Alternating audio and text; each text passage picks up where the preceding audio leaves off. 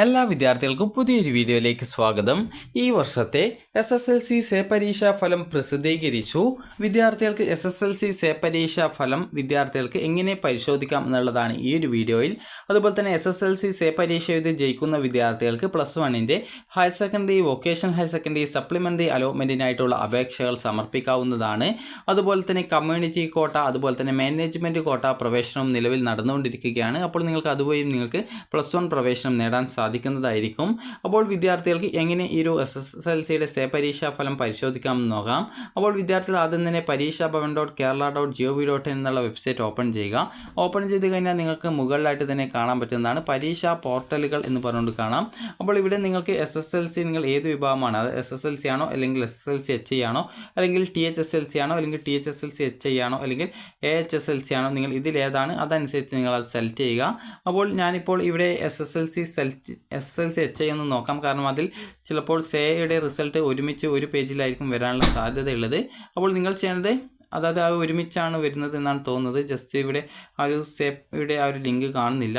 അപ്പോൾ നിങ്ങൾ ജസ്റ്റ് ചെയ്യേണ്ടത് SSLC എന്നുള്ള ആ ഒരു ലിങ്കിൽ ക്ലിക്ക് ചെയ്യുക. അപ്പോൾ SSLC എന്നുള്ള ലിങ്കിൽ ക്ലിക്ക് ചെയ്ത് കഴിഞ്ഞാൽ നിങ്ങൾക്ക് ഇതുപോലെ കാണാൻ സാധിക്കും. അപ്പോൾ ഇവിടെ നിങ്ങൾക്ക് കാണാം SSLCയുടെ സേ റിസൾട്ട് ക്ലിക്ക് ഹിയർ എന്ന് പറഞ്ഞുകൊണ്ട് ഇവിടെ ഒരു ലിങ്ക് കാണാം. അപ്പോൾ നിങ്ങൾ ഈ ഒരു ലിങ്കിൽ ക്ലിക്ക് ചെയ്യുക. അപ്പോൾ അതിൽ ക്ലിക്ക് ചെയ്ത് കഴിഞ്ഞാൽ നിങ്ങൾക്ക് ഇവിടെ ക്ലിക്ക് ഹിയർ ഓപ്ഷൻ ഉണ്ട്, അതിൽ ക്ലിക്ക് ചെയ്യുക.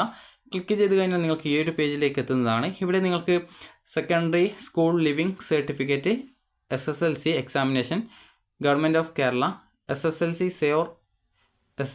സേ ഓർല സേ എക്സാം മെയ് 2025 റിസൾട്ട്സ് എന്ന് പറഞ്ഞിട്ട് കാണാം.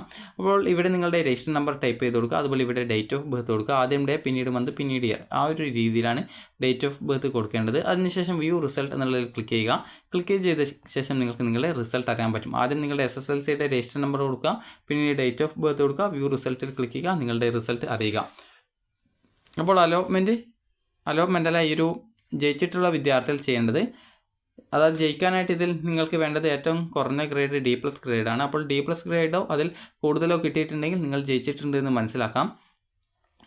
അപ്പോൾ നിങ്ങൾ ജയിച്ചിട്ടുണ്ടെങ്കിൽ നിങ്ങൾ ചെയ്യേണ്ട പ്രധാനപ്പെട്ട കാര്യം +1ൻ്റെ ഈ ഒരു സപ്ലിമെൻ്ററി ഘട്ട അലോട്ട്മെൻറ്റിനായിട്ടുള്ള അപേക്ഷ സമർപ്പിക്കുക. അപ്പോൾ നിങ്ങൾക്ക് ഈ ഒരു റിസൾട്ടിൻ്റെ പേജ് നേരിട്ട് തന്നെ ഈ ഒരു പേജിലേക്ക് പ്രവേശിക്കാവുന്നതാണ്.